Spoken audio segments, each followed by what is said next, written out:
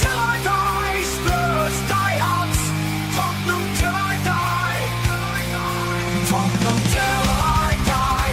Tottenham till I die. Spurs die hard. Tottenham till I die.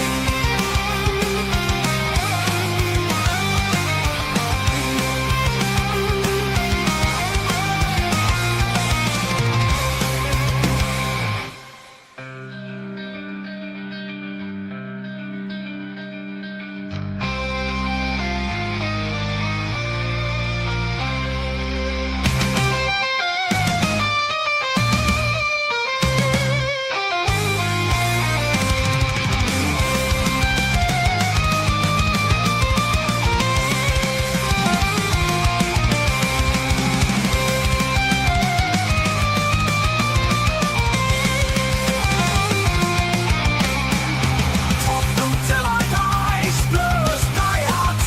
Tottenham till I die.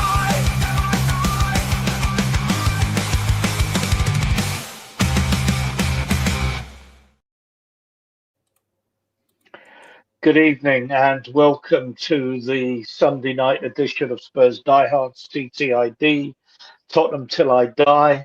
And it feels a bit deja vu after the euphoria of early season. We're back now talking about another home defeat, which echoes a number of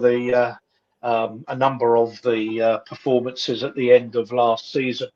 We're going to get into team selection and tactics later because I know a lot of people have got some views on that, and I'm sure you'll give them in the chat. But we will start by introducing our panel, and then we'll talk about the key incidents, and then we'll get on to team selection, tactics, substitutions, and then we'll have a chat as well about where we might be going from here as the transfer window at least gets nearer. First of all, let me introduce one of my regulars, Callum. Good evening, Cal. How are you? Yeah, I'm good, mate. I didn't have to sit through that today. I was enjoying the day out with the missus at Comic Con. So what can I say? I've enjoyed spending money, not at Spurs. And my regular partner in crime, Mr. Adrian Stoker. How are you, Adrian? I'm fine. It's always more painful when you're actually at the stadium watching games like this, but I'm fine. Apart from it, to me, it's a reality check, and it's better to have the reality check now than get too carried away. Even though I was disappointed with the loss, I'm sure we'll get into it, Ian. But I'm fine, thank you. We will. Let's talk about the key moments. And Callum, it all started so well. Villarreal, we get a corner, ball comes in, cleared to Kudos, and Bentancur finished 1-0.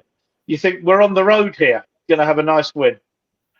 Yeah, no, definitely. I mean, I know you was very wax lyrical about your love of Paulinho and Bentancur during the game and before the game. And we'll talk about that later. But don't worry, this has a relevance because both of them had a part in this goal. And I felt like saying to you, Ian, eat your heart out on that one. But realistically, we started well. And we don't start games well. We take time. And this is what we wanted. And we started well. And we had the goal to speak for it. And Bentancur, for all of his slowness and everything like that, was there to pick up and score a good goal. So, no, hands down, very good start to the game, mate. Yeah, Adrian, you feel that's us? We're going to have a nice win today and a good show tonight? Yeah, I predicted 2-1 to Spurs. I mean, I thought it'd be tight. I thought Villa would be better than they actually were, and it would be a more sort of open game rather than each side like keep sort of cancel themselves out, or each side were quite good defensively. As by the shots, we had 3 on target, they had 2. We had more, but they're blocked and things like that. But yeah, and the goal, all 3 goals were very well worked goals. They were good goals to watch. But so the ball come out. It was a wicked cross from Kudos to the far post, wasn't it? For the ball played back for Bentancur to smash it. It was going goalwards, but it hit the Villa player and went in. It was a good goal and a good start. And you thought, yeah, we started brightly, as Callum alluded to. And I thought, yeah, we should. It's I think it's Van der Ven will end up getting the assist for that, for the header back across goal. But as you say, it was a stunning cross from Kudos. Hit first time and hit with accuracy makes all the difference. Yeah. And when you do things at pace, teams don't get a chance to get set against you. And that's been one of the things we've been guilty of for a long time now. Yeah. Ball progression, much too slow. Yeah. Well, just on that note, Cal, well, we will talk about ball progression and what have you. But just on that point, I noticed, and this isn't just a criticism or an observation about Tottenham. It seems to be a general thing that goes on, that there is, go back and look at football when Adrian and I were younger, from the 70s, and the ball would be put in really, really early into deep areas. Whereas now teams almost reluctant to get the ball into the box and want to play pussyfoot horseshoe football, almost trying to create the perfect goal. Yeah, it's sort of that sideways aspect, like the right angle goals. It seems to be this Guardiola type ball where you got to play it straight into the goal, or it's got to be at your feet, and only when you see it at your feet, then you can shoot. Everyone's so afraid to put the ball into the box early. No one's willing to make runs, and this sort of had that feel where it was an cross that was effective to it, but it's all this tick-attacker football, which is, it's all showy, nice football, isn't it? It's all nice to watch on the eyes. It's not the roughhousery football that you guys had back in the 60s, 70s, and 80s, where people weren't afraid to do anything. It's now everything's got to be perfect, so you don't do it at all. So no, I was really happy when I saw that, because it was that straight to the point sort of play. Yeah, I mean, we had a second goal disallowed, didn't we, as well? Well, I'm going to come on to that, but just a couple of pictures, say hi in the chat. But Phil, good evening. I hope you're well. I don't know if it was you that put on his heat map earlier in the evening, where it was everything was backwards and sideways. But we are going to talk about that midfield later. I want to deal with the key points of the game, Phil, and then get on to where we are, because I'm very concerned about the way we're playing and the balance of the side. So we will deal with it. Adrian, you were just about to go on to that 6 minutes, a minute and a bit later, and we had a goal disallowed. Yeah, for offside. Yeah, I mean that was disappointing, but we wasn't in any way despondent. I thought, hang about, we've started brightly. We'll get another. And to be honest, we were dominating. I mean, they hardly broke it off. I mean, they did a bit towards later in the first half, but we didn't make the most of our first half domination. We should have gone in at half time at least 2 goals to the good, and this is a problem we've got. It's a problem we've got. It's the dysfunctional front three is their problem. I mean, no team's going to smash us. No team's out there going to smash us this season, unless we have a really bad off day. But where are the goals coming from? One is never enough. One is never enough, is it? Well, one is never enough. Cal, you've only seen bits of the game, I take it. I've seen parts. I was following it on Sky News Tracker and all that, and FootMob and Live Score. I had about 4 different apps going on at the same time telling me this was good, this was crap, this was good, this was crap, but that was about it. As you do. But Adrian, let me ask you about this then. Van der Ven, yellow card. Not like him to be rash, but can't really complain. There's no complaint about the yellow card at all. No complaints. And actually, the yellow cards don't bother me, because, all right, if you get 5 before the 18th game, you get a 1-match ban. Well, so what? We've got enough cover at the back here. Danso showed he did a good job today. We missed Romero's long-range passing, though. We always miss that. Yeah. My only worry was it was quite early in the game, and when any central defender was is on 1 yellow card, there's always the risk that you miss time a tackle or do something, and away you are. I thought VDV though. I thought VDV, Danso, and Bentancur. I thought they had good games actually. I thought Bentancur was probably our best player, but yeah, I'm sure you'll come on to that. But yeah, Who was that? Who did you say was our best player? I thought Bentancur was. We will come on to that. We Right. absolutely will come on to that. He scored a Ian, couple. Ian looks like he needs a drink after that comment. Jesus It- Christ. Ian's off the booze, and Ian needs a very stiff drink after that. It's because Ian's jet lagged from all the holidays that he seems to be having in his later life, as me and Adrian were talking about the other night. Well, I'm sure we'll get some comments from the chat as well. You've actually got a theory in that you have so many holidays that as a plane's bringing you home to Heathrow, you're on another one going out at the same time. I have a private jet, Adrian. It's cheaper. Right. We actually think you're Joe Lewis in disguise. We think that you just go to Barbados. And you've been on house arrest, and now they've let you free. They're letting you go. He's nearly 90. There was a nasty rumour going round here, spread by me, I might add, right? But you went out to Barbados to have a word with Joe Lewis in Cheriton. And you were like, okay. And the bad news is that we've decided that we're bringing Ange back, and Thomas Frank's resignation by mutual consent will be announced in the morning, and Thomas Frank will be in the dugout on Wednesday at Monaco. Back to serious business. Morgan Rogers, the player we thought we might be getting in the summer. Beautiful strike, 1-1, Cal.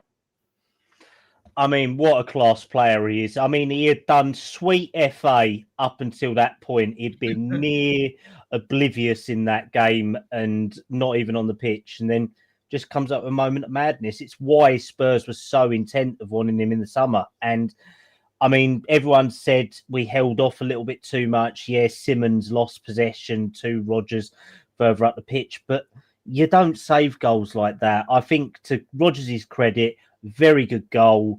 Spurs created their own problems up till that point by not going ahead. So if they'd have scored that and we were 3-1 up, you'd gone, bloody hell, that's brilliant. But to bring them level, that's where we all sit there and think, have we done enough? Here we go again. Adrian, Simmons lost the ball. Fine, that happens. There's some criticism of Vicario on Spurs chat. I mean, the guys certainly on the television studio were just thinking it's ridiculous. Nothing any goalkeeper could have done. No. I mean, his positioning, you could argue he was half a yard too far to his left, but that ball's swerving and dipping. No goalkeeper's getting it. No, they're not getting that. I mean, there was people around me, not regulars, that have some of the seats around me, and all they did was moan from minute one to the final whistle. Now, you don't mind getting a bit of it. These weren't regulars. Like a couple of the guys that sit with me weren't at the game. Normally, the season ticket holders obviously sell the tickets at that. But the atmosphere wasn't bad at the stadium. It wasn't bad. But, you know, I mean, you sort of sensed it at 1-1, like you said, here we go. And I was thinking, well, fine margins, this can go either way. Like, I mean, but it went either way for us at Leeds away in. But we've got to make sure we are better than like, oh, it could be a fine margin or go either way. We've got to be better than that, but we're not at the moment. We're not. I won't defend it. And Simmons losing the ball, I'm a fan of Simmons. I'll be honest, he was crap today. He was crap, right? And I won't defend the indefensible. We get accused on our show sometimes of being too neutral, whatever. But I don't think we do. I think we do a fair critique of what happens. And if someone plays badly, we'll say so. And if they play well, we'll say so. He was crap, but he weren't alone. You know, Tell was rubbish. He was fantastic last week. I thought he had his best game in a Spurs shirt against Leeds. And he was rubbish today. He ran about a lot. He tries hard. He's a brilliant trier. You can't expect Kudus to turn it on every game for us. He wasn't at his best today either. And Odegaard did some nice things. First half, when we should have dominated and gone in like at least two up, Odegaard did some nice things on the ball. You can see why they say he's the most skillful player at the club. But we got Simmons is trying to settle into the team. You've got Odegaard and Tell who've got to play because that's all Frank's got. You know, because obviously I said on the Friday show that obviously Richarlison, who I don't rate, will be rested because Tell's not in the European squad in. So you rest Richarlison today for Tuesday. Forgot about that. Yeah, for Tuesday, right? So Yeah. I Game's Wednesday, Adrian. Game is Wednesday against Monaco. We'll do a show Tuesday, a preview, whatever. Like, I don't think we could. I don't think we could survive another game within 2 days, could we? We need that one extra day breathing room after today. Yeah. Yeah. So, Frank's having to juggle the squad now. We're almost. Oh, we want to see what Marnie can bring. We all seem to be a bit desperate to bring him back in. The only other option you've really got is Scarlett, because Solanke probably another week or two before you see him, and then they're going to come on. But I know you were getting into tactics, and I will, when you're ready, I will critique Frank. Yeah, we will. Let me just say hi to so there's not that many comments, so I can say good evening to Nita. All that chat about Frank out, give your heads a wobble. I don't think anyone's saying Frank out. I think he's entitled to be criticised for his team and tactics today. But we will come back to that. Nigel, good evening to you as well. Big up, chat. Disappointing result, short in the forward area. I think we're going to chat. We're going to talk about that, and I don't think anyone's going to argue that these are the areas we need to develop. And I've got a question: where do we go from here? And that's exactly what we'll talk about with Paratici coming back in a transfer window. 7-8 weeks away or something like that. Nita just comments. Sorry. We are short up front. Yeah. So we will deal with that. Brian, good evening to you. Simon, good evening to you. I don't know who Mr. Solanke is, but yeah, no, we do miss Solanke, and we're having this discussion. Get out of the chat as well. Clogging it. My old mate Peter Kagaias in Melbourne, cold and rainy. Well, it's cold and rainy in Glasgow too, Peter. So I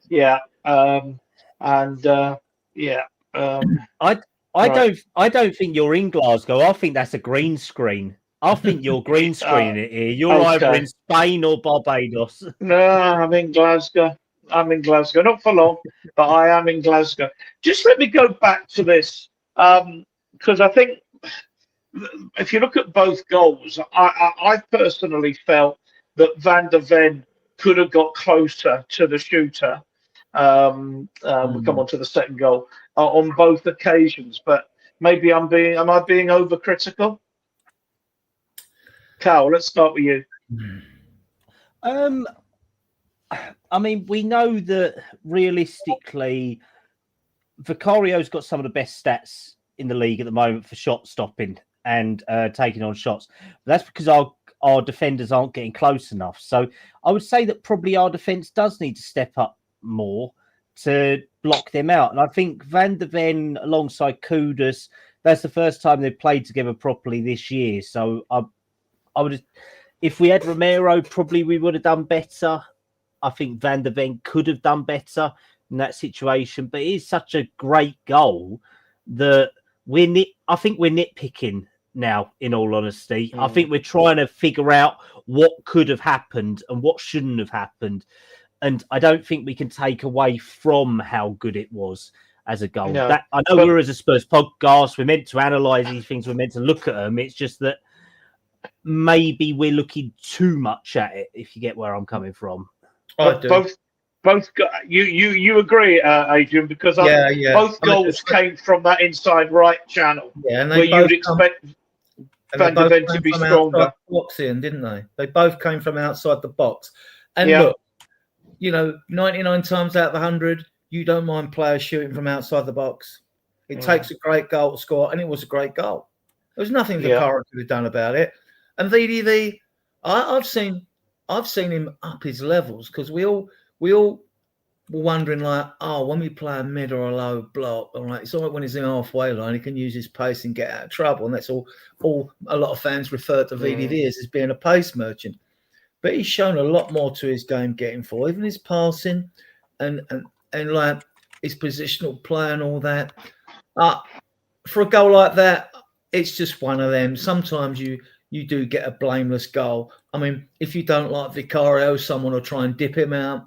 I don't think anybody doesn't dislikes VDV though. But no, I mean, not for even both. You know, in the second goal, it started right back at their end, up front. It was a lovely move by them. I hate to say it, of course, being a Spurs fan. And another finish which Vic wouldn't have got near. You know, there was just two exceptional goals they scored, actually. And they only had 2 shots on target, and they were them. And they both go in. I think the most unfortunate thing is as well that Villa have the audacity to shoot from outside the box. Spurs don't. That's probably one of the other problems as well for us. We don't take on them shots. So maybe it would be nice to actually see that, to actually alleviate some of it, make it someone else's problem and not ours. Odegaard stung his hands, didn't he, with that shot when he cut in? But the problem is, like, with our wingers and tellies, they're trying so hard. They try to do too much and try to beat one man too many, and then they lose the ball. It gets frustrating. I like the fact they try and take their men on. I like that because we've lacked that. But it's when it doesn't work throughout a game, it doesn't put them in a good light, does it? So, I mean, I think there's players there, but they're developing. We haven't developed in Premier League games. Is I suppose Frank's got no options. He's got no other options at the moment. Yeah. Peter, thank you again so much. I don't know who those memberships are going to. Not me. Someone's been gifting me memberships. I don't need membership for this channel, but other people do. They gave it to me. I've been asking for one for bloody 3 months now. You don't need a membership either. You're part of the furniture too, Cal. But thank you, Peter. And I saw your comment again about Celtic. I can't tell you that it was a good afternoon for me. I managed to sleep till 10:20 with the jet lag, which means I'm nice and awake now for the show. But watching Celtic at 12 o'clock and Tottenham then at 2 o'clock, 2 defeats, not a good day. Not a good day. But did there not seem an inevitability about us losing the second goal, Cal? You know, where you don't put your chances away. And they're coming at us a bit more second half. I just had that horrible feeling they're going to win this 2-1. It kind of had that feel to it, didn't it? Because we huffed and we puffed for half an hour. And I know we'll cover tactics, but a main part of that was that we huffed and we puffed with the same setup for 30 minutes until the 80th minute or the 78th when they scored. And if we're huffing and puffing for all that time to try and score a goal and it doesn't work, you make that change. And what we've got now is, like you say, the inevitable. We go down, we concede to another great goal from Buendia. Their sub comes on and makes that. Brilliant. Thanks, Peter. Love you, mate. But realistically, we just ran out of steam. We ran out of ideas. And I know this will link pretty nicely into the tactics, but yeah, it did have that foregone conclusion that, i.e., we'd done all we could. Where were we going from here? And that was, you don't want that. I mean, where I'm going to take this. No, absolutely. For people in the chat, we're going to have a big discussion about Bentancur, given Adrian's comment, if you're just joining the show, that he thought Bentancur had a great game. Because I certainly didn't. But where I'm going to talk, we're going to talk about the team selection, and I also want to talk about tactics. I also want to talk about substitutions, because at the end of the day, Emery found changes that won them the game. He had game-changing substitutions, and we didn't. So that's where I'm gonna take it. So, Adrian, let me bring you on to talk about this. Vicario, Porro, Danso, Van der Ven, Spence, Polina, Bentancur, Simmons, Kudus, Tell, and Odegaard. I mean, I think the first thing we need to focus on is no Udogie and no Romero, who I think both would have started today. I think both would have started today. Romero had a slight knee knock for Argentina, and he come back, and the club threw him back early, which is good. Shows they're saying a bit more nous with the players and teams. I don't Udogie might be just keeping him for Monaco away, but Romero wasn't going to be a risk. He was there on the warm-up and then went off, so obviously he was going to start, and he must be feeling his knee. His knee must have been a bit sore, and I don't blame Frank for not starting him if that's the case, because the last thing we need is to lose him. So, Udogie, I thought Udogie would start today. I did. And I obviously didn't think Danso would start. So there was two starters that I didn't think would start. But it didn't worry me having Danso in there. He had a good game. I thought he had a good game, did some good things, good closing down, winning the ball, even passing. He knows his limitations. He doesn't try anything too fancy.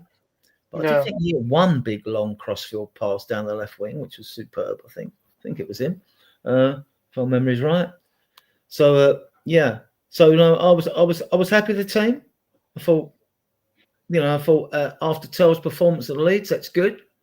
I thought, and the reason I wanted Udogie in there, he seemed to have a better link-up play with Odegaard when I see him. But that's only on a game that you see, so you need to see it over a period of time. And I don't think we've got too much options on the left at the moment, unless Moani comes in as well, because he can play on the left. Because, other than that, Odegaard's our only natural left winger. Because Mikey Moore's at Rangers, who he did assist their equalising goal today. When he came on. So so I don't think Frank's got much options in the 9 spot or at left wing at the moment, which is an issue. And that seems quality there at the moment. We haven't got enough quality there at the moment. I mean, beyond that,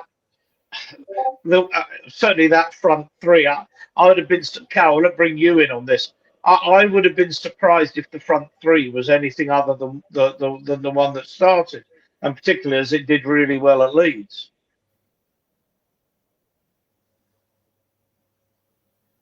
Cal, that was for you. Oh, sorry, mate. Did you hear? No, I didn't hear your name. Sorry. Let me go back. I said I would have been surprised if the front three was any different, given how well they did at Leeds. Yeah, I mean, I may have said Johnson's come in because he had a good end to the game against Leeds, to be fair. I'm still very much in the same sort of ballpark as you guys, that realistically our options are limited at the moment. Graham, We've thank got you. Muani just coming back from injury. So, and people were going, throw him in from half time. No, he's got no legs at the moment. He's only had 45 minutes worth of game time since July. So good luck on that. Odegaard and Tell did well. Realistically, we knew against Leeds, they dominated, they dictated, they made some good stuff happen. But we knew that it was going to be a transition sort of squad, didn't we? This until January, because we missed out on key options in the summer. But I think that we are probably shorter than maybe we would have liked, realistically, because of either people being inconsistent on injury or inconsistent on form as well. Because if we remember 6-7 weeks ago, Johnson and Richarlison were form players, weren't they?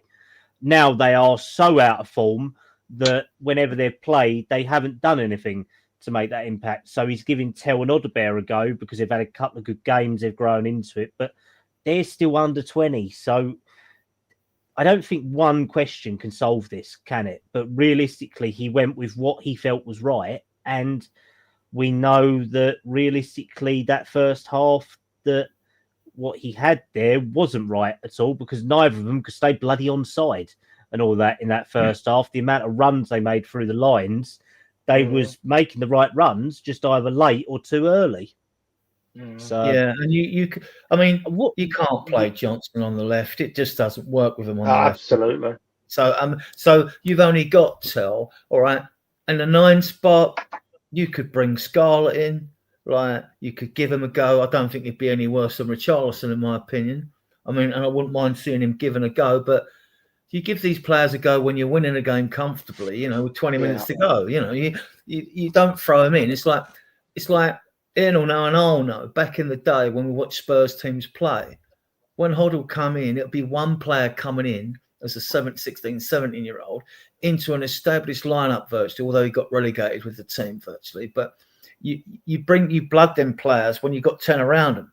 But we're blooding 3 at a time. We're blooding Odeberg, we're blooding Tell, we're blooding Simmons. You know, we know what Kudus could do because he was Premier League pro before he come. But you can't expect him to get us out of jail every time he plays, and he will have off games. You know, so that's 3. Now you're hoping they're going to click. Like, look, Frank, I'm not blaming for picking that team after the Leeds win, not at all, right?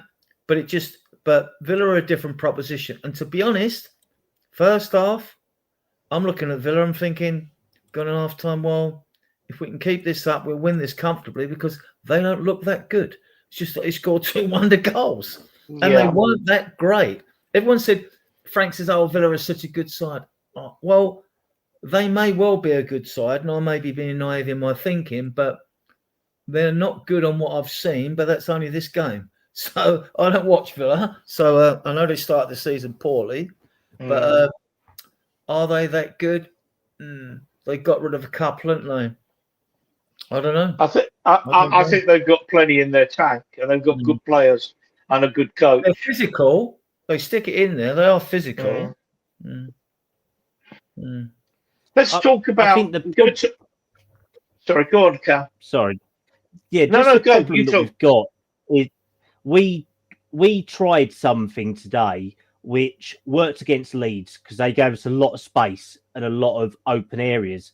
Villa didn't give us them areas that we had, and the dynamic of players, I think, was wrong because we had wingers trying to run into the same positions. In my eyes, Tell and Odeberg, very good players, but they are the same player, if you get what I mean. They are both left wingers. They are not strikers. They are not creative players. They are both run at you and scare you with pace wingers.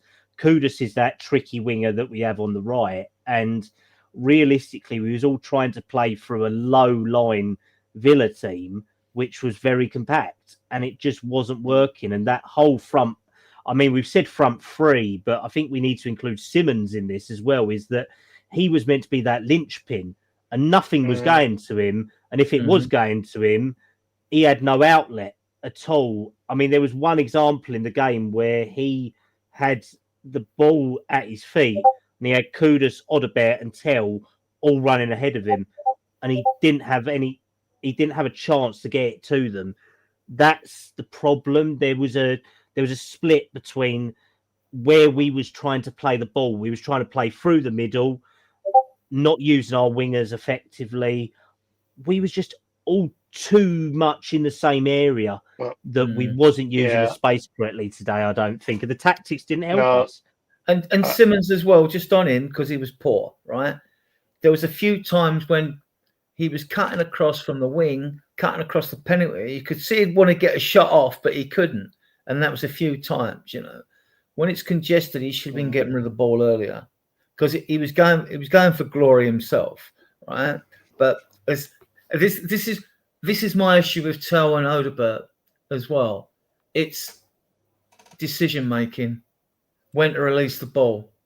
You know, they were trying too hard. Even Simmons was trying too hard, right? Tell was trying too hard. Odeberg was trying too hard. I thought Odeberg was the best of the 3, but they was. And look, and decision. This comes with a bit more experience, and the more game time they play, you know, the better they will get. There are players there. But again, we're waiting because we haven't got a functional front 3. We haven't got a front 1. I mean, let alone a front 3. Let me just draw it back because we're going to have a good discussion with this, and I hope that people in the chat are going to join in because I've certainly got some fairly strong opinions on this. But 61 minutes, first changes of the game. Watkins and Buendia for Guessand and Marlon. And two things I want to raise here, Adrian. I'll start with you on this. 2 things. First of all, here was Emery saying they've hit us with their best punches, and we're still standing here and we're fine. I'm making changes to win this game. But secondly, he had the players on the bench capable of winning the game, and in the end, Buendia was the one who found the magical finish and won the game. yeah, Frank needed to try something different. And when he did decide to make subs, that was a farce because the subs were due to come on before Villa scored their second goal. And they were Yes. left standing on the touchline all that time. And I'm thinking, like, well, are you delaying it for a tactical reason? What is happening here? And afterwards, I think Frank was embarrassed. So he let the subs wait even longer after the ball was dead in play. And I think he was trying to cover his arse because he's like, oh shit, I didn't put them on. So if I put them on now, it looks like I'm desperate and all that. And that's the way it came across to me. I think Frank got it wrong today, not Ange. I've still got fucking the changes we made, and you're 100% right, because I think from about 73, no, was it even earlier than that? Bergvall and Moani were ready to come on, and he didn't. But with the changes we made with Richarlison for Tell on 60 minutes, on 79 after we'd gone 2-1 down, Bergvall and Moani for Simmons and Odobert, and then 86 minutes, Johnson and Sarr for Bentancur and Spence. It just seemed to me, Adrian, to be a bit desperate. It was desperate. It wasn't a bit desperate. You could see it. He didn't have a lot to do. But to make subs to do what? I mean, you want your subs to have an effect on the game, either to see a game out, if it's an extra centre back, or someone to try and make something happen. It just wasn't a bad. These substitutes weren't a good fit at all. And you're looking at 71 minutes late. Was it 71 minutes they scored the second goal? You got 20 minutes to do it. Why are you bringing? It was 76 minutes. 76, sorry. But I think that the just going back to that Bergvall and Simmons were ready from about the 72nd minute. They were ready to come on, and between them being stripped off and ready and coming on, Villa scored. But But we also, I mean, we lacked a bit of discipline at 1-1. I mean, even after they scored, we made them look better because we're now chasing the game, which we've got to do. We've got to pressure them, right? But we started leaving a lot of space for them. We left space for them. We made them look better in the second half after they got the second goal. And they had the confidence of the goal as well. So we made them look better. And I just can't get around my head why Frank's only going to bring Moani on for those few minutes. I mean, what do you expect him to do? Give him half hour. He played 45, didn't he? In a 2-1 loss at Watford behind closed doors at Spurs Way. So at least give him half hour. I mean, if you're going to do that, because we need to get time in his legs as well. If you're only going to give him a few minutes, I just didn't see the point. That's what you do to players that are coming back from injury, things like that. But I mean, I don't. And you only the other time you make subs is to run the clock down, right? Yeah, fine. So if you're making a sub to me, you give them 20 minutes minimum, and there'll probably be 5 minutes of extra time. Go on, no. What I was going to say is I couldn't fathom what he was trying to do other than freshen it up in the hope that something might work. Yeah. And we taken off defenders. Bergvall was playing almost as a deep lying midfield player, throwing himself around in desperation, but not doing the job I thought he would have been brought on earlier to do, which was to provide that pivot alongside Simmons. Pivot's the wrong word, but assistance alongside Simmons, because Villa were just simply saying, well, forget the goal. Bentancur and Polina are not likely to be hurting us with midfield dynamic runs and what have you. So if we crowd out Xavi Simmons, we stop their creativity. And I just felt there was such a need to bring on Bergvall earlier to give Simmons some help and to start holding the ball up and drive. He's brilliant at driving the ball forward from the halfway onwards, and he could have brought Odobert, Kudos much more into the game. plus got on the end of things himself. I just thought it was a shit show from the manager today. Yeah, it wasn't good.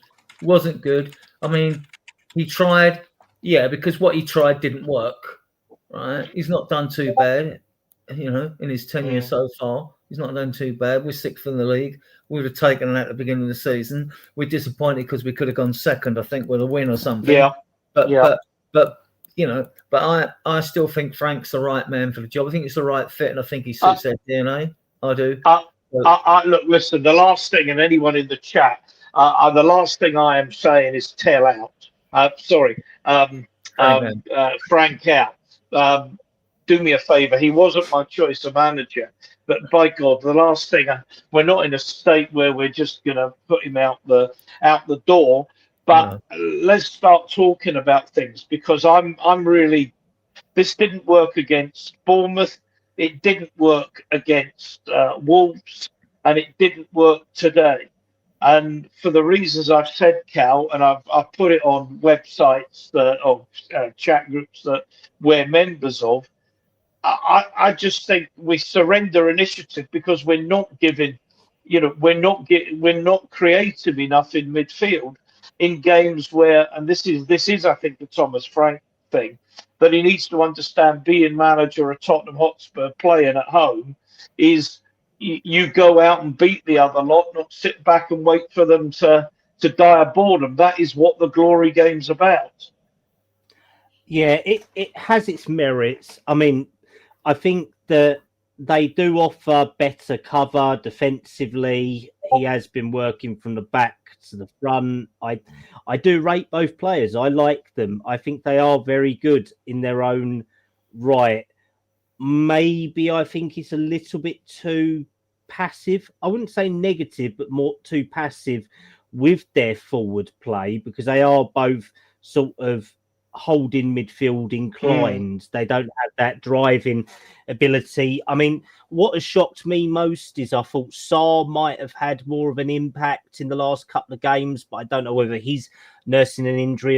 And you understand that you're going to play probably one of Bentancur or Paulinho. It's not going to be both together. I don't think ideally you play one of them in the 6, one's going to be an 8, and then you'll have Simmons or Bergvall, just say, in the 10, or Maddison and Kulusevski. But I appreciate where you're coming from, Ian, and I know that you didn't leave me alone on any of them group chats, because I'm part of most of them that you are part of, and I know you're very much clear. You was like, nope, they're shit. They don't belong in the same team together. They don't belong there. But it's that's simplistic, Cal. I would play them both. I would play them both at Monaco without hesitation. I would have been delighted. I don't think they did start at Leeds together. I thought Bergvall. Maybe my head's give me false memories. How's that Alzheimer's kicking in, mate? How's that going for you? Seriously, I think that Paulinho and Bentancur are ideal holding players, playing away from home, where you just want to keep it really, really tight and rely, as Frank does, on getting long balls, breakaways, set pieces, against good opposition. Where I have a problem, Adrian, let me bring you in on this.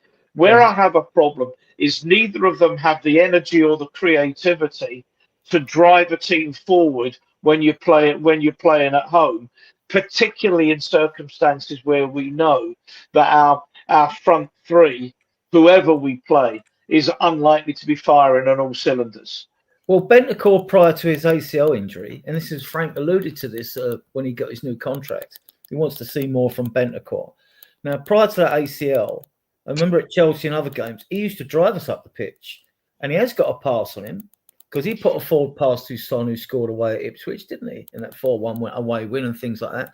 He has got a pass on him. He's not the creative link that Maddison gives you, who we miss, But then again, it's like, I think the fan base are overreacting a bit. I get it. We lose a game, right? You look to blame, you look for faults, and you do your critique. Fair enough. You're entitled to criticise.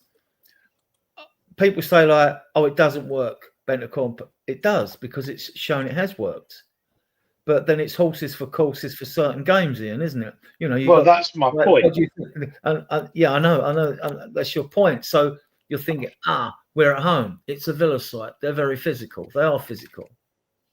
You know, we see a lot. The referee let quite a few niggly fouls go today as well. Little pullbacks and little taps around the legs and shit like that, which could have affected the game. I don't think they did, but yeah. So no, I like both players, and yeah, there are times I get you. I agree with you on the away games. You know, because then that's the sort of away games, tough away games. You want Decky on the side as well, because you know what he's going to give you there as well. You know, solidity. They'll give you that defensive solidity in front of the back four. But I think this is still a work in progress with the midfield. We've seen what's worked. I mean, you know, we've got probably one of the best away records in the league. We haven't lost away, have we? So no. Frank's doing something right away from home, or teams are playing to our advantage when they're at home, having a go, because they have to have a go. Maybe that suits us more. It's too early, though. It's far too early. I mean, like, I'm not happy with the result. We all want to win every game. I'm not happy with the result at all, but it's still too early. Now, we could drop further down the league. We don't fix the forwards issue. That could happen, right? I still think, at the beginning of the season, where are we going to finish? Well, good season. I said 5th, 6th, 7th. And like today's performance, you'd think, yeah, 7th. But because of the result, not because of the first half. The first half wasn't awful, but everything looks bad when you've actually lost the game. The first half, we should have gone in at half-time 2 goals up at least, right? So, but we didn't. And we can't simply get it across the line. And I think the guy interviewing Mickey van der Ven, he said it as well. Like, look, why is it we can't get across the line? I don't think anyone knows why. I think you get them fine margins. I mean, you look at some of them balls that bounce around the box and the block shots today, right? When they come to you in the right place, you score a goal, you think, great. You know, I think 2 teams that were quite equal in the second half performance, I think we had about 53% possession or something, were quite equal, cancelled themselves quite handily. Both teams defended well. So it was always going to be tight. And like today, it went Villa's way. Were they like better than us? Not after the first half performance, but it's hard to defend us because we've lost the game. Cal, there's a mate of ours, Phil, saying, for me, Frank's biggest challenge is to sort out the midfield. There's a big lack of balance. Cannot be you have backwards and sideways performance when in possession, regardless home and away. Yeah, I'm probably happier that we do that when we're playing away because we're taking the sting out the opposition and making sure we hold possession of the football. But where I'm absolutely adamant is when we've got possession of the football at home, we absolutely try and dominate it and try and dominate the game. And I don't think you can with both Bentancur and Polinia in the side at the same time. I have to say, going on what Adrian said, Callum, I'm a fan of both players as well. I would have both of them in my squad. I'm just saying, particularly in a home game against a team like Villa, I would not be playing them at the same time, particularly if you're going to play a 3-man midfield. You're going to play a 5-man midfield, fine. But we're not playing a 5-man midfield or even a 4-man midfield. It's a 3-man midfield, and it just doesn't work.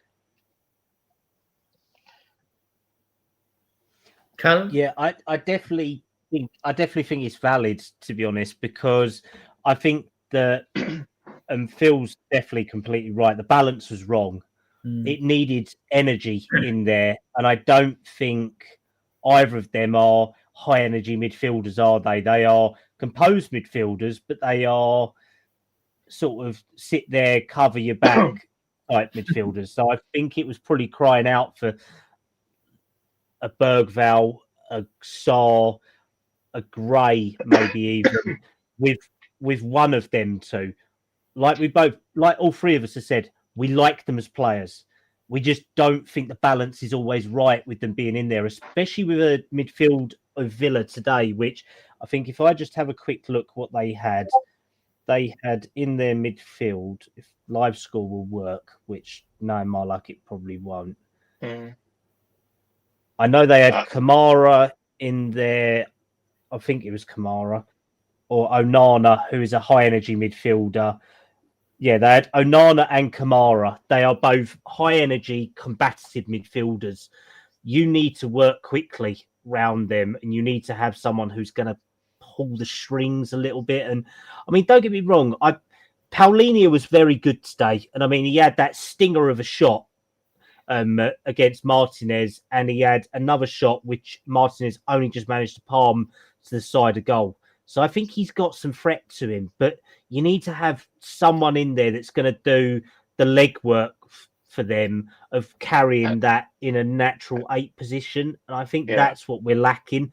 And that's where I think Simmons was hung out to dry a little bit as well, because he had no through ball to him.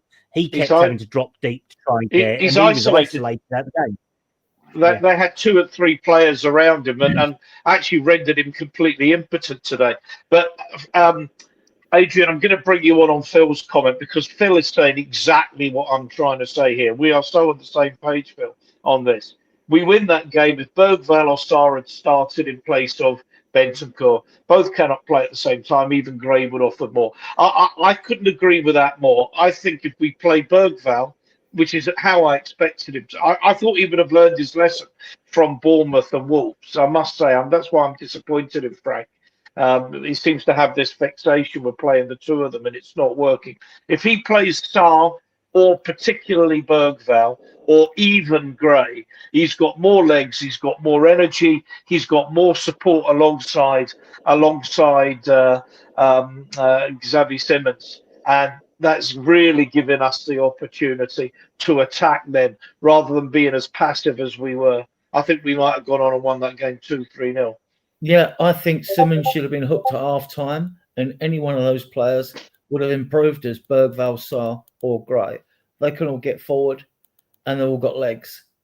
So, but why would you have hooked Simmons? Surely it's the logic would be to have played somebody alongside Simmons, like Bergvall or like Sarr. No, to me, it was just an instinctive thing. I think this isn't your day. It isn't happening.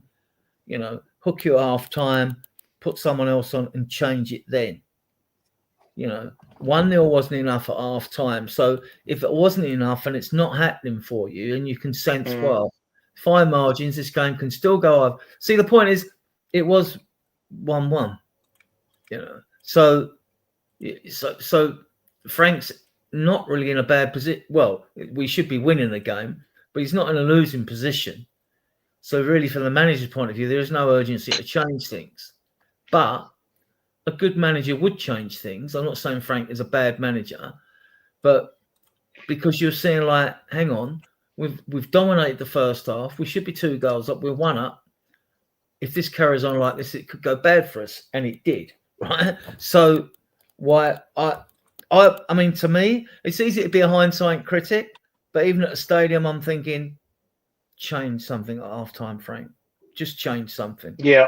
See if it works. Sometimes that's what you do. Like you said, you put on legs. I remember Redknapp used to say it. Sometimes you used to put a different style of play on just to see if it affect the game and change it in her favour.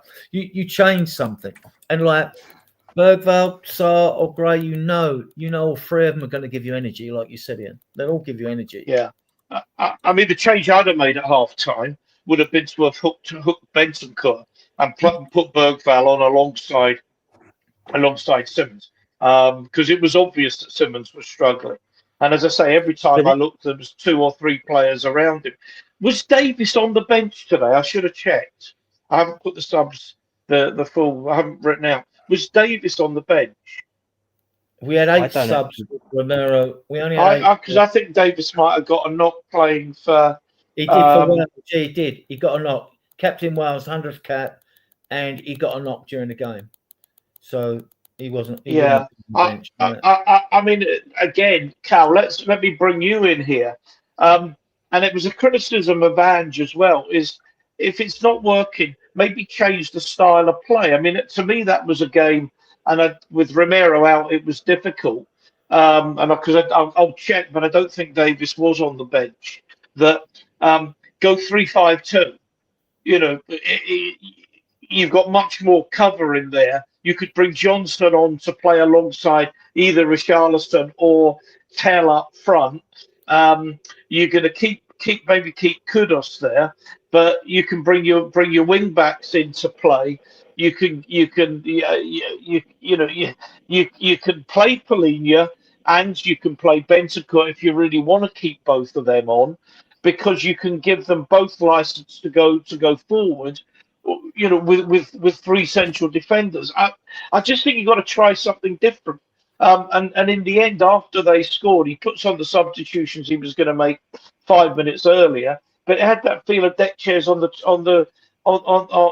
Titanic. I'm changing personnel, but I'm not making any changes tactically to the way we're playing. Cal, do you want to pick up on that?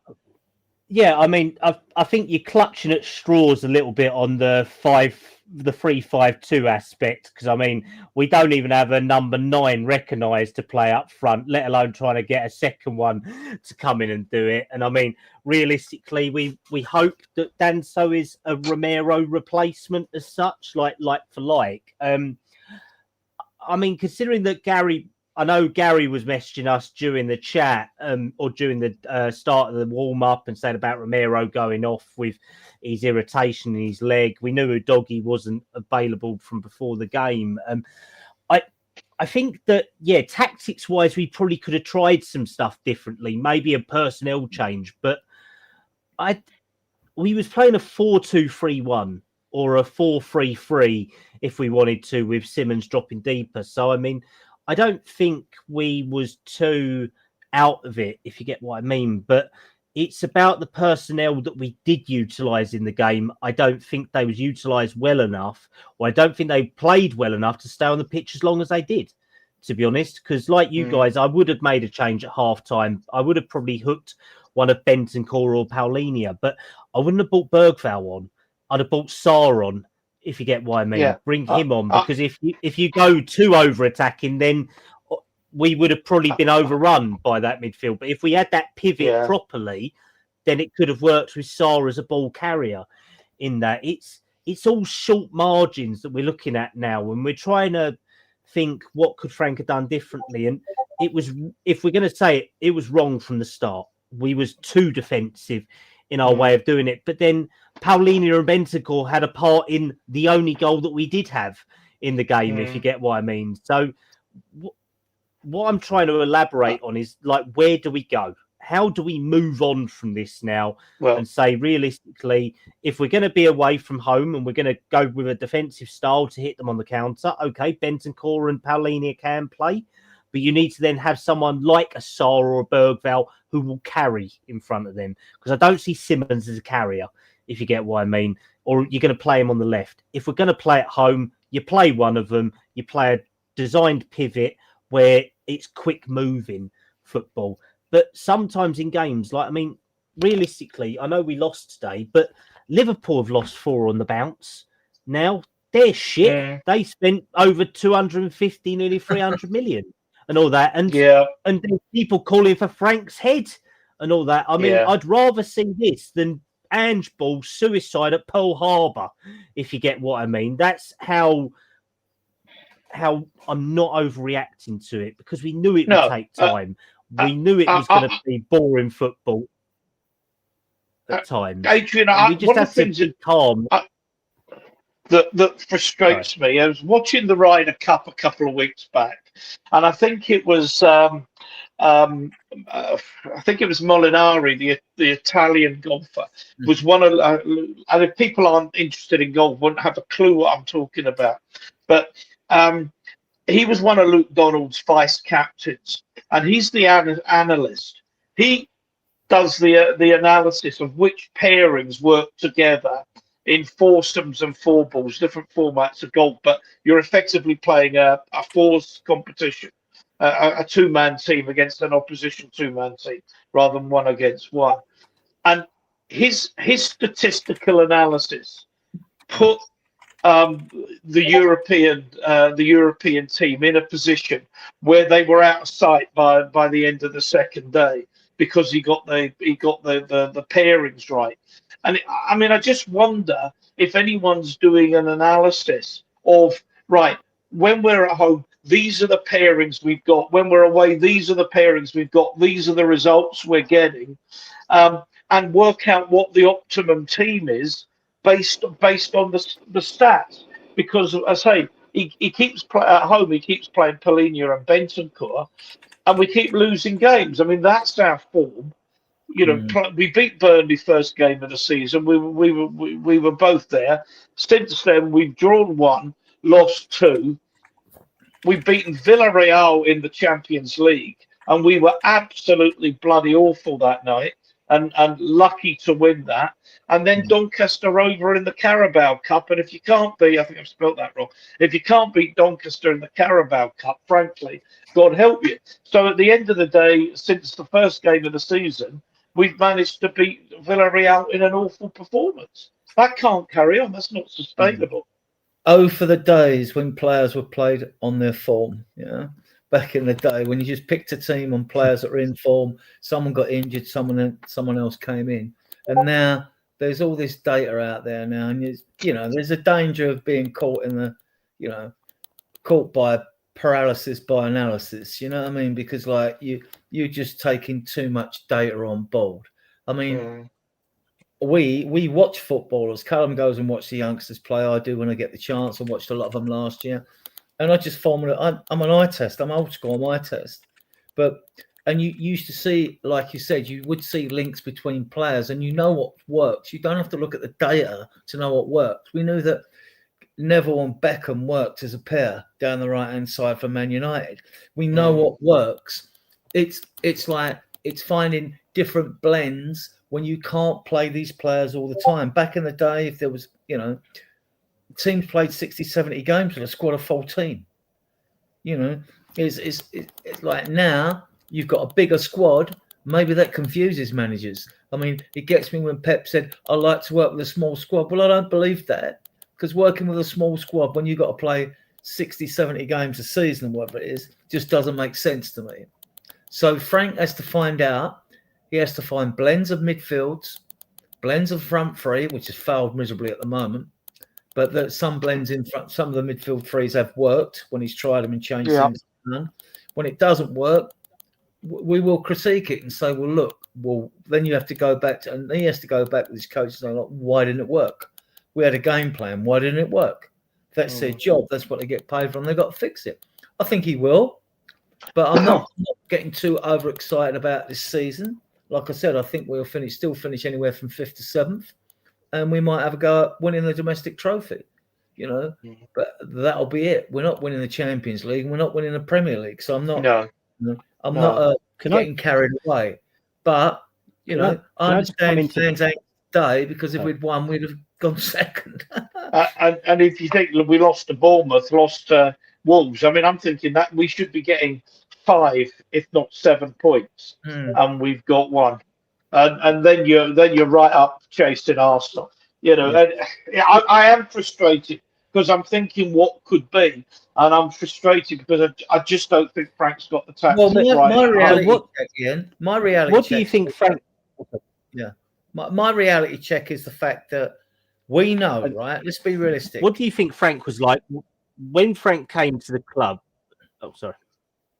No, I was just going to say, to add to this point, fans, be realistic, because we know that Liverpool, Man City, Arsenal and Chelsea and Man United have started hitting the straps a little bit now, have got better squads than us, right? They've got strikers, which we haven't got.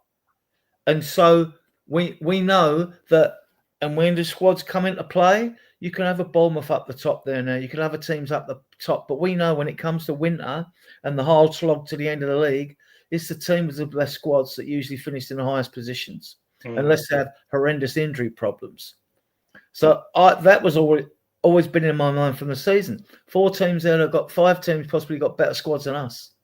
So where do you actually expect us to finish, Spurs? Yeah. Look, I mean, that is fair comment. Callum asked the point. Sorry, I need to say a big thank you to Phil. Just my phone flashed up a few minutes ago with, I think, the link that I didn't put it in the Spurs chat. I can't remember who did. It may have been you, Cal. Said great discussion. So thanks. Yeah, I had an idea where I wanted to take this show tonight, and I think Yes. it is. I think these questions have to be asked. As I say, I need to put the question I said earlier. You know, if you want Frank out, you do need to give your head a wobble. Absolutely. Yeah. I'm just frustrated because I think we've got players to be winning the games, and they can't win the games sitting on the touchline. But Yeah. Cal, you asked the question, and it was, as I say, I had the banner, and it's really the last area I think we need to cover before we start talking about Monaco, which Adrian's going to do by Adrian. Adrian's going to do a preview show on Tuesday, so I won't over egg that particular pudding. But where do you think we go? And I want to raise the issue as well about the Lewises, because I'm slightly bemused at the fact that the kids seem to be running it. There's obviously something gone on behind the scenes that they've kicked Levy out unceremoniously, and all of a sudden there's money available. There's fresh investment into the club by way of them releasing or releasing shares and buying them themselves. There's talk about the Levy model is going to go. We're not going to be hamstrung by wages. And it seems to me, with the money that we had available in the summer that we didn't spend because we couldn't quite get the outgoings and couldn't get a couple of players in, there's probably at the moment £200 million to spend if we can find the right players to buy.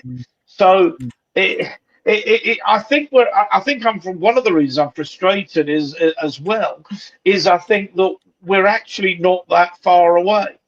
And hey, Callum, you give me your take because you've probably got a better insight to what's going on behind the scenes that I have. Yeah, I don't think we are that far away. But I mean, one of the valid points I've heard is that when Frank was coming to Spurs, he was looking to have Maddison, Kulusevski, Udogi, Romero, Solanke, all as part of his squad. And when you look at it today, realistically on paper, them five start for us. They are part of our starting best lineup. And they're all to come back in. And we are the age-old problems that we've had of injuries for the last 2 years are sort of coming in. And this year was all about development for our younger squad, sort of coming in. We got Moani and Paulinia as the sort of older statesman players who were proven. Simmons was going to learn from people, but also grow because he's more of a mid-range, older young professional. And then you'd have Tell and Odebear learning from Richarlison, from Moani, from Solanke. That hasn't happened. Literally, the club is in a position where we are trying to play catch up. And I think we will get there. And I have no doubts that we will get there. It's just going to take the time. And because we are sort of, I don't know what's the best way to put it.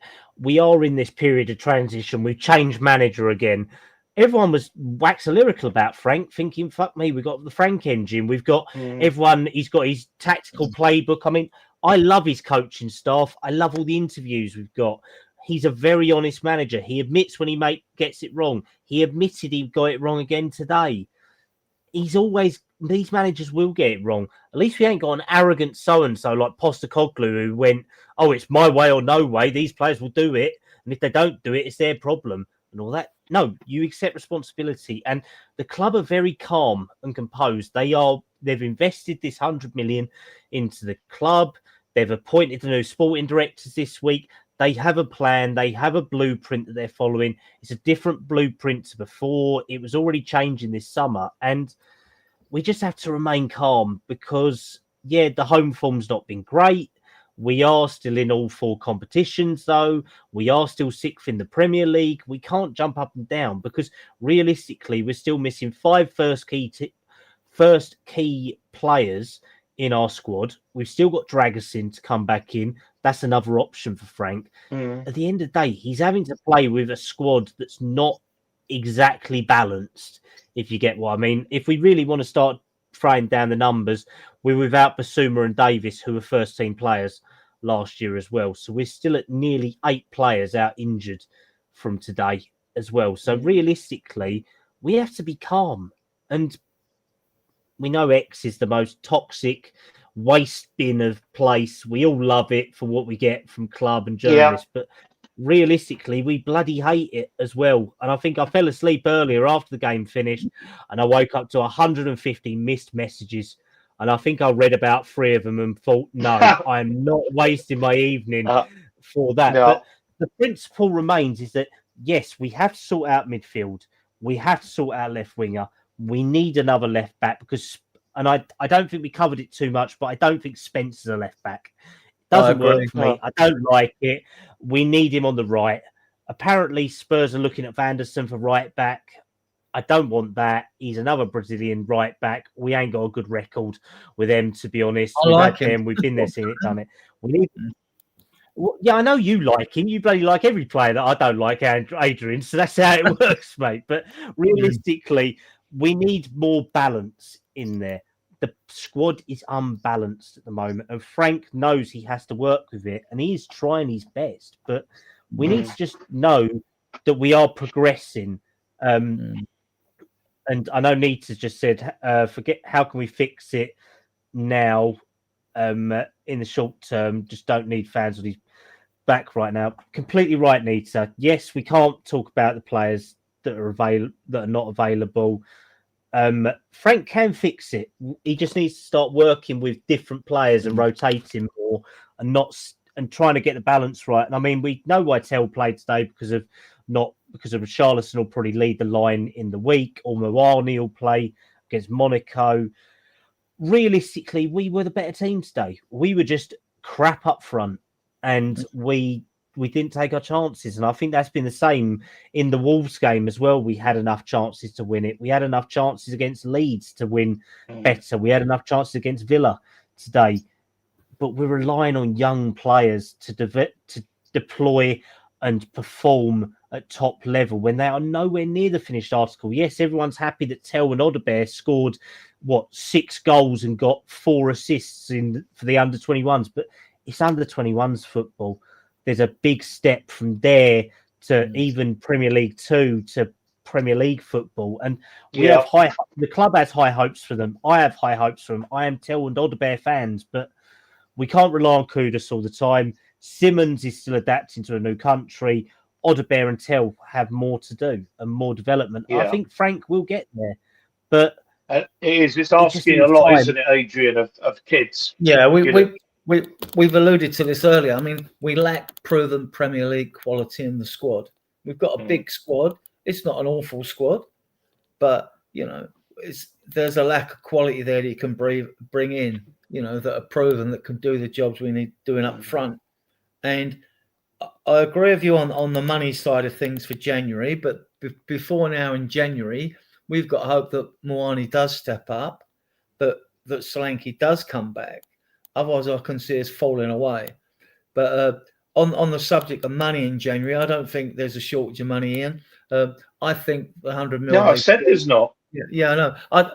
I think the 100 mil that ENIC put in is not for players or wages. I just think that's for infrastructure projects and all that, because we borrowed 100 mil off the Australian company, right?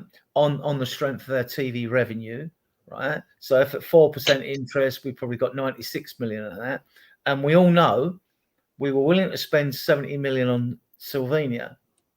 So we know there's at least 160 mil there. There should be. I think the other money is because we've got cash flow problems, and we've got projects to finish at the club, around the stadium, at the training ground, and that money will be used for that. But I still think there's enough money there, and I think at least 160 mil. I was doing the maths. I thought at least 160.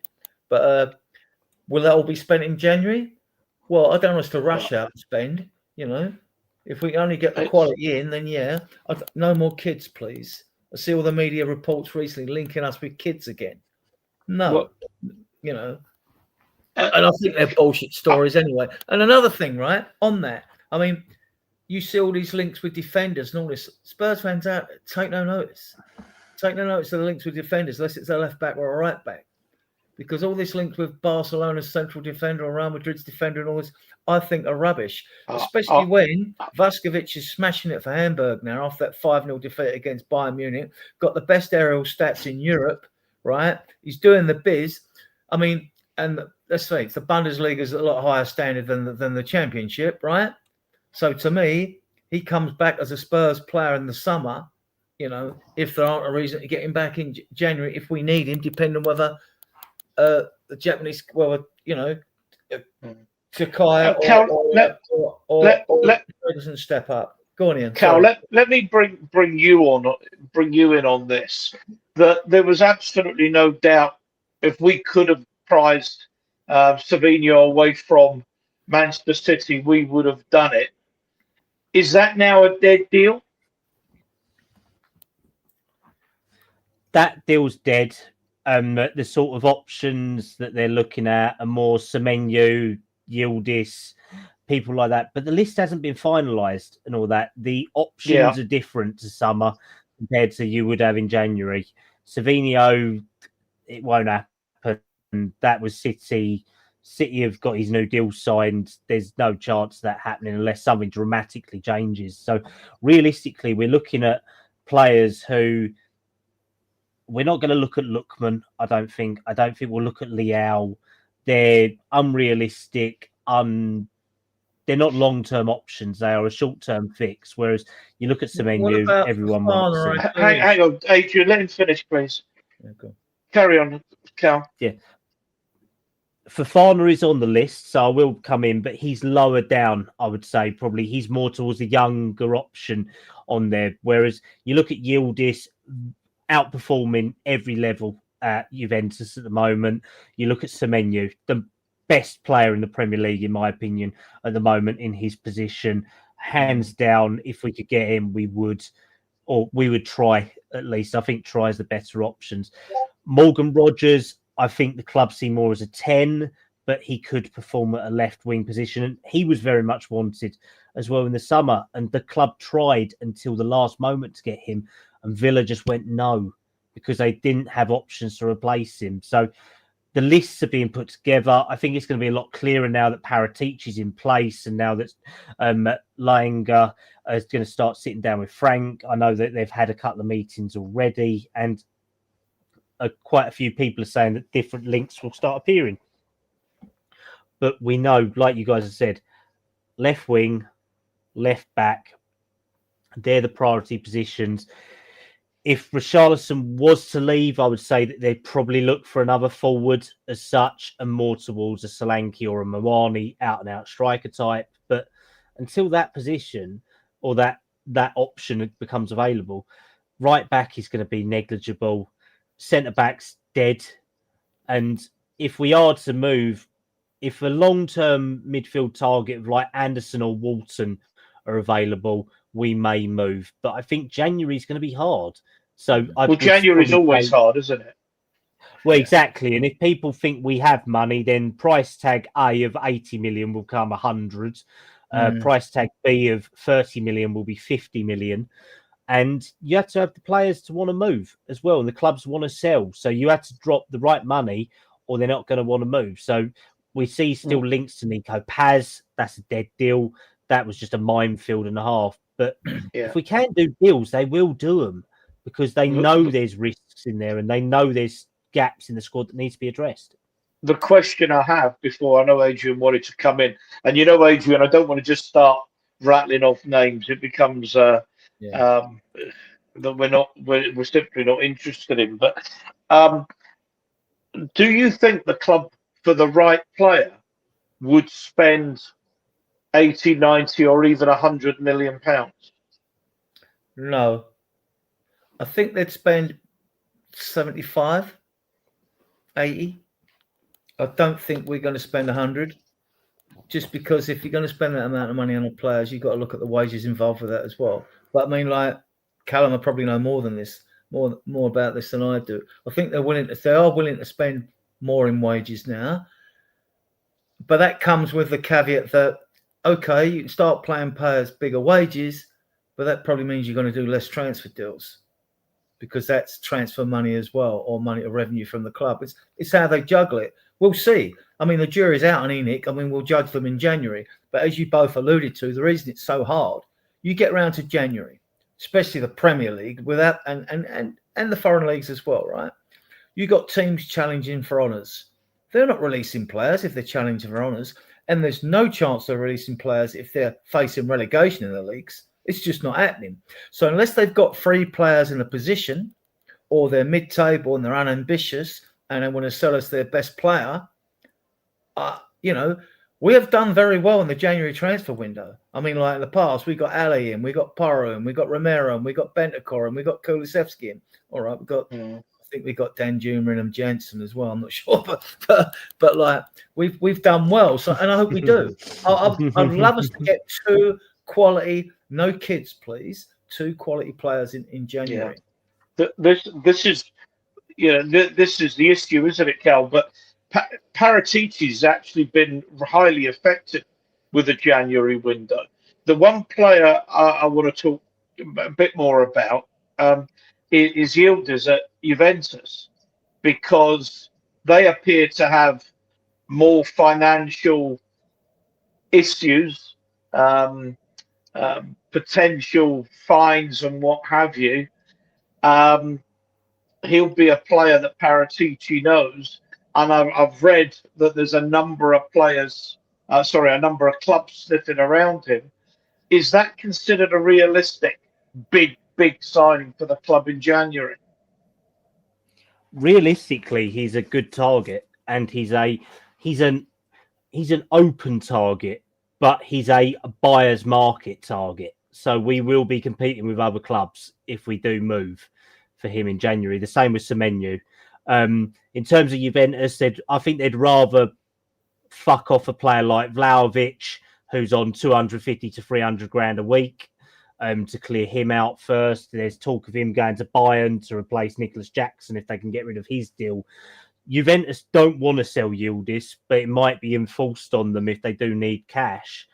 But because we're still waiting for the ins and outs of what their court cases are at Juventus and how many corruption charges they're going to have on this ballot of court charges that they're going to have, we don't honestly know where their position will be. But so many clubs are looking at this, and this is the market the Spurs are in now. They are going after players that other clubs are in for, if you get what I mean. It's been the same for the last 2 windows, I would say. They are going for players who are wanted by top European elite. This is what the money is going towards, and this is where maybe Spurs' model previously might not have worked. But if we think about the 100 million, just as an example, if they do put that in there, that could get you a few players on down payments, because remember, not all deals are paid in full, are they? They are broken down into deals where you maybe pay 30 million up front, 20 million and 20 million.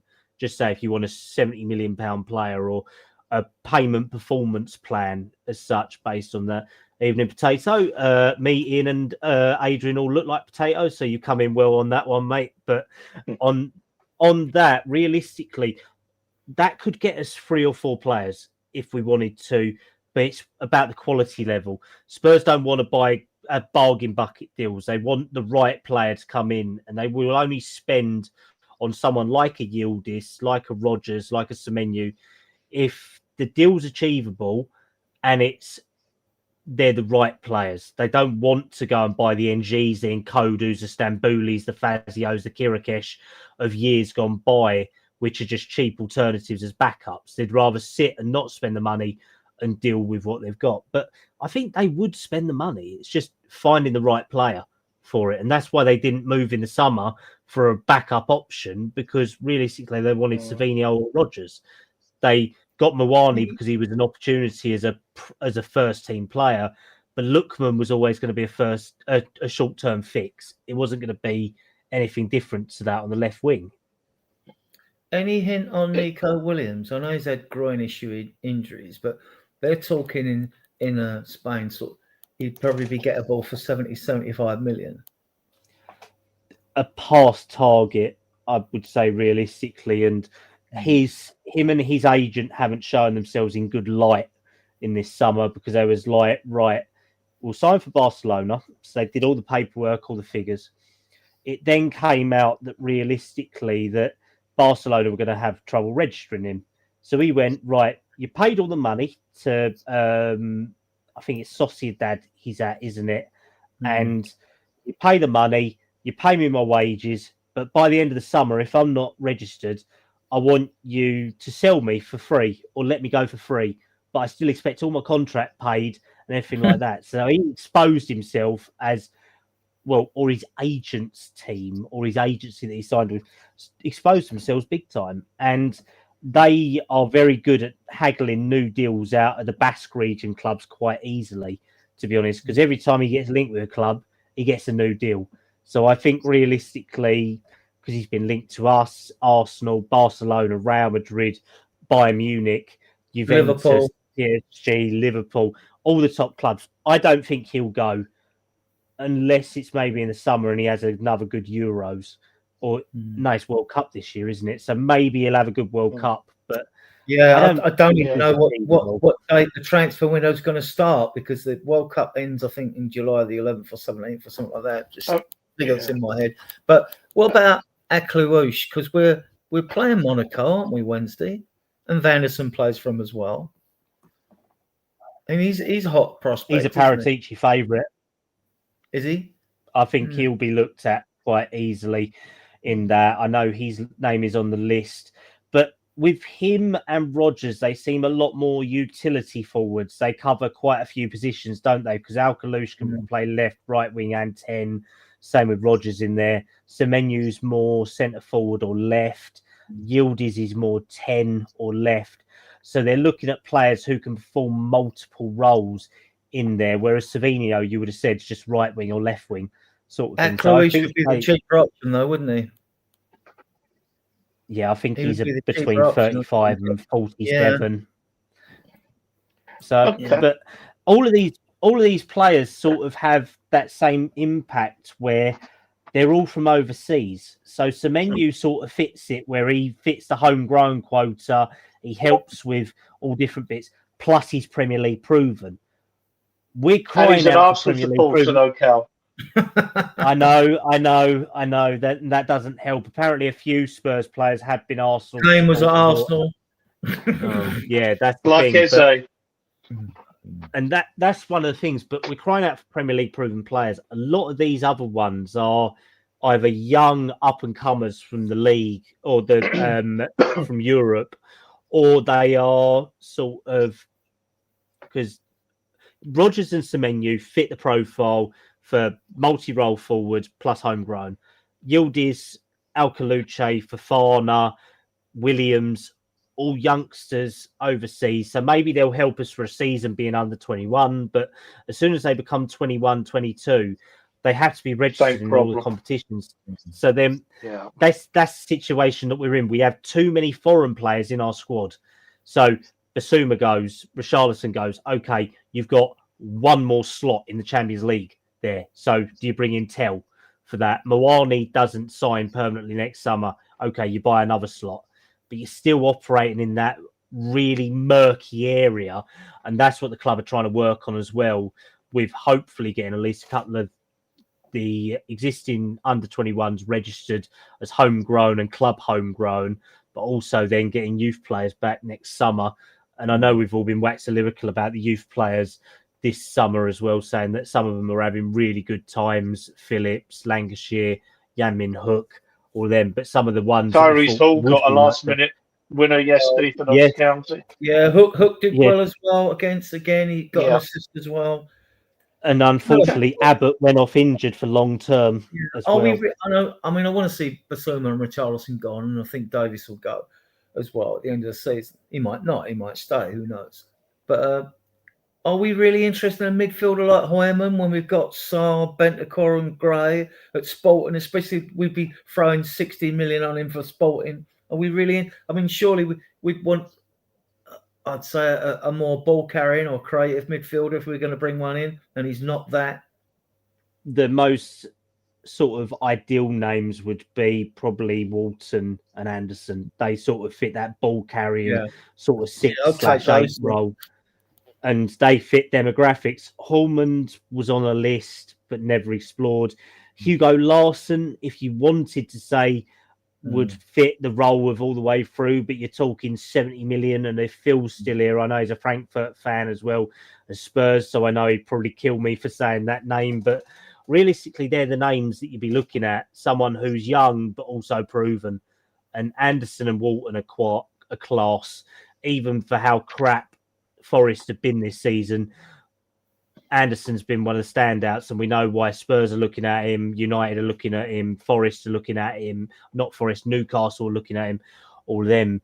I don't see the idea of overseas players is always going to be difficult because of the registration issues we've already got, isn't it? Simple as that. And I don't think Hallman's actually that good, if you get what I mean. He's done all right, but we've all taken the piss out of Gyökeres this season for looking like a bag of cement and all that, playing for Arsenal. I mean, Hallman's not much better. I think the stories are coming up because we don't know. I hope we do sign Paulinho, but we don't know if he is going to sign for us as yet. I mean, he hasn't signed, so he's only on loan. And I think we're going to get these links with midfielders until that happens. I mean, I'd like Paulinho signed in January, but if we know he wants to come, and I don't know what the date of last transfer window started on June the 1st. With the World Cup this year, I don't know what date the transfer window is actually going to start. I tried to look, I couldn't find it today, actually. So I was wondering if, like, Paul, he'd be left later on. If you know he's going to sign, or we've got an agreement where we can sign him, an obligation to buy, then you've got no urgency to go in for other midfielders in January. You know you sign him in January, and you can use your funds you've got to fix. I mean, really, we need a striker, don't we? We need a striker and a left winger. If we remember how the Tell deal, how the Tell deal was, because remember we had an option to buy, and we let it elapse and negotiated a different fee with Bayern because Tell wanted to leave, Bayern wanted Tell gone. Paulinho won't return to Bayern and do anything for them, so what's to stop Spurs not renegotiating it down to 20 million or something like that? It could be that they do that. So all right. I don't think they'll be preemptive or precipitous to make moves in January that they don't need to do, to be honest. Let's just talk because you're doing a show, Adrian, on Tuesday. So I'm going to just talk very briefly about Monaco because I don't want to take your thunder away. I'm going to just I don't think the defence will change much unless Romero and Udogie are fit, and I would have doubts. This is actually a game where I think he might go Bentancur, Paulinho and Sarr because he's got more legs. But then up front, I'm looking at we know Tell needs to go because he's not registered, so he can't play. But whether he might go with a bit more experience and go with Richarlison and Johnson for a game like that, unless he changes tactics and goes with a more 4-4-2 type, or 4-1-4-1 formation. I don't think you'll change tactics. Yeah, I mean, I think just talking about the front three, basically, I think Johnson will play on the right. I think Richie was safe for the game because he's in the squad with Scarlett as backup for him, basically. And I still think Odobert will probably play on the left. You're leaving Kudus out? Yeah, resting him. Yeah. Okay, our best player this season. Yeah, I would rest Kudus for this. I mean, he'd be on the bench, right? So, okay. So, and like you like with those, like I say, we don't know. Solanke won't take no part in this squad, I don't think, for this game. But Moani's, he's an interesting one. I mean, like, you give him half hour. I think he should get a second half hour. I mean, if not, you can switch. You could experiment with Johnson through the middle, but do you want to experience in a Champions League game? I think it's Richie definitely starts, plays the full game, I think. And like, well, what do you do? If you really want to pack the midfield, you could play Simmons on the left. And so you've got a stiff midfield behind them with Johnson on the right and Richarlison through the middle. I don't think that's a crazy option, to be honest. I agree with the Beast. I don't think there's any Okay. chance that I agree with that. I don't see any suggestion or any point in resting Kudus, has been our best player in a difficult Champions League. Yeah, I mean, I Cal, get you the fact that they've had a rest, haven't they? They've had a rest during the international break, but now you're looking coming up to the games we've got. We've got to play. Well, there's a list up there, Ian. If you look through the banners, I mean, yeah, well, yeah, going to get really. yeah. We do one game at a time or two games. Monaco, and then we got Everton next Sunday, I think, or Saturday. Do you have any thoughts, Cal? In all honesty, I don't think there'll be that many changes from today. To be honest, maybe Richie coming in left wing. We don't have much option. Maybe you push Simmons out to the left.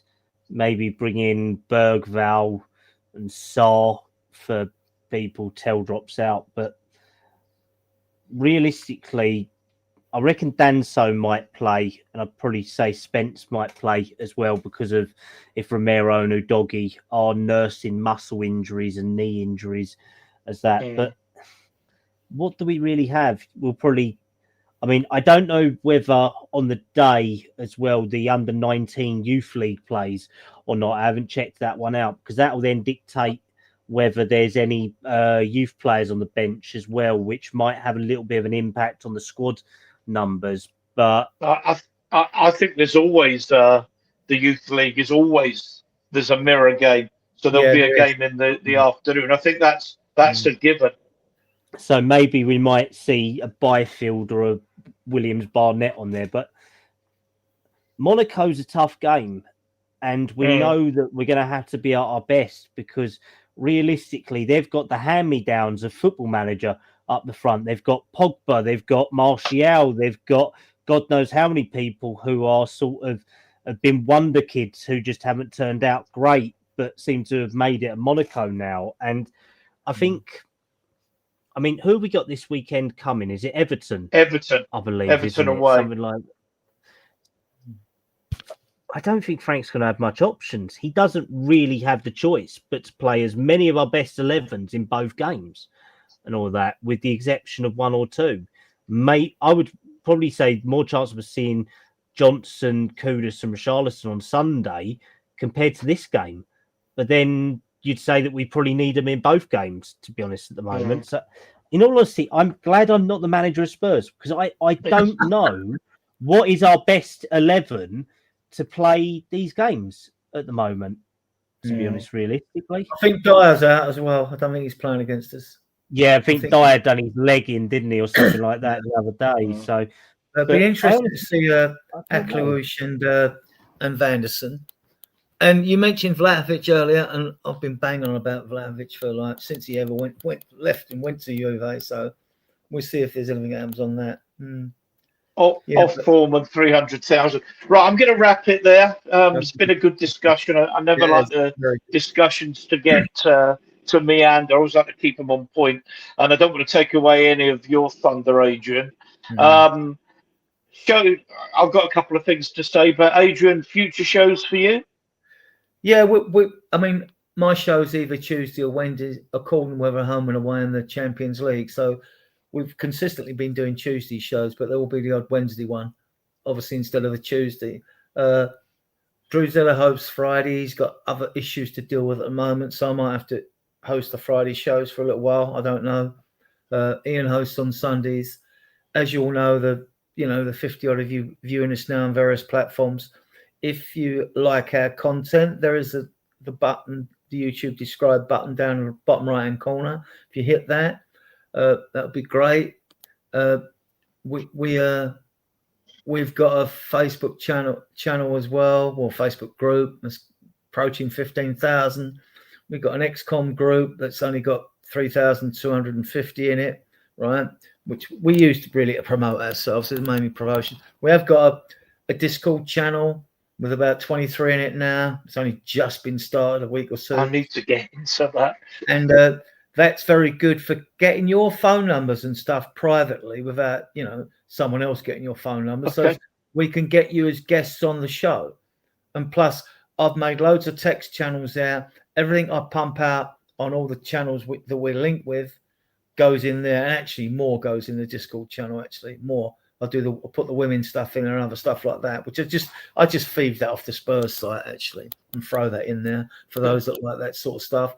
So, and the academy stuff I'll get off the Spurs channel as well when I haven't got the chance to watch it. So there's all that. I mean, our shows go out like on Tuesday, Wednesday show will be a 9 o'clock show.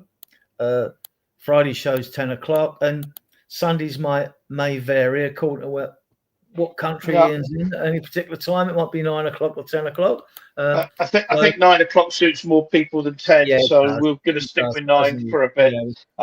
Starting at 10 o'clock, you're into midnight and what have you. Right, well, next Sunday, I'll definitely do a... Yeah, with that, I want to thank everyone in the chat channel for your comments and your questions. Thank everyone watching us on various platforms as well. Big up, and a very big up to those of you who bother to watch us on playback as well. Like I say, if you like our content, please subscribe to the channel. It helps the algorithm. You get all this stuff for free of us. We do put a lot of work in there behind the scenes to do these shows. And with that, I'll hand it back to you. Yeah, Cal, anything you want to add? I know you've become a regular here on Sunday nights, and I know you prefer 9 o'clock, and I think I do too. No, I think you guys have covered it, to be honest, mate. Just thanks for continuing to have me on, and we'll keep going. Okay, I think I've got Scarfy, managed to get Scarfy on next Sunday, and he's always worth hearing. A very talented young man, young enough to be my grandson. So if you like promoting youth, then Scarfy's your man. I've also I tried to get Daigle on tonight because I was I had a couple of call-offs, and Jose was going to come on if he got back in time, but Jose I think was struggling with transport tonight, so it ended up with the three of us. But we were talking, Brian and I were talking about the ownership, and people who know Brian knows he's a huge Levy out man, and we were talking about that and what have you. So it might be easier, rather than using a show for it, Brian and I record just a one-to-one, 20 minutes, half an hour, just talking about the ownership and how he sees the future. Because I think he's the most now really optimistic and is willing to give Enoch another 3 windows, he said. So I think it could be interesting. I need to try and plan that, and also work out how to do a recorded show rather than a live one. But yeah, I'll be back. So maybe I'll get you and Tom and Scott, and if we can get Tom and Harry on next Sunday after the Everton game. Should be a good discussion. Adrian, you talked about Tuesday. It's up to you, mate. You don't want to do a show after Monaco on Sunday, on Tuesday, Wednesday at 10 o'clock. It's Wednesday, you see, and then if we do one after that, that's Thursday, and then straight away we're at a Friday show. Yeah. Okay, you could do it instead of Tuesday, was what I was wondering, but yeah, that's what I mean. If the game's Wednesday. Yeah, unless we did it after the game on the Wednesday. Yeah, well, that's where my thoughts were. Yeah, but, right. Yeah, no, that's a good point. I'll think about it. I'll leave that one with you. I'll give my thanks to Cal for being on, Adrian Stroker as ever for being on. All of you in the chat, I think there's been some really, really good discussion. Yeah. So I know some people came on late, and Beast of TH talking about the best players and scoring goals and what have you. Yeah, we did cover a lot of that earlier. Right, and we'll do a post-match show Wednesday. We'll do it. Yeah, I think that makes a lot of sense. I'll try and join that. So we'll talk. We were talking about that 100 million as well, and I'll talk. We will cover that as the window gets nearer. Thanks to everybody for your contributions, and we will now see you Wednesday after the Monaco game. And as we say, come on, you Spurs! Come on, you Spurs! We Tottenham till we die. We are Tottenham till we die. Spurs die hearts, heart and soul. We are Tottenham till we die. We are Tottenham till we die. Spurs die hearts, heart and soul. We are Tottenham till we die. We are Tottenham till we die. Spurs die hearts, heart and soul.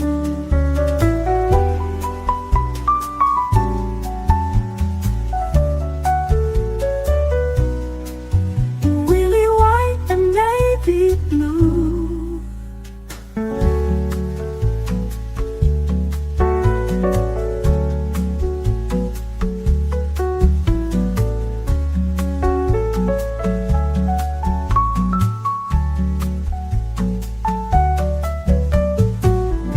We are Tottenham till we die. We are Tottenham till we die. Spurs die hearts, heart and soul. Lily white and navy blue.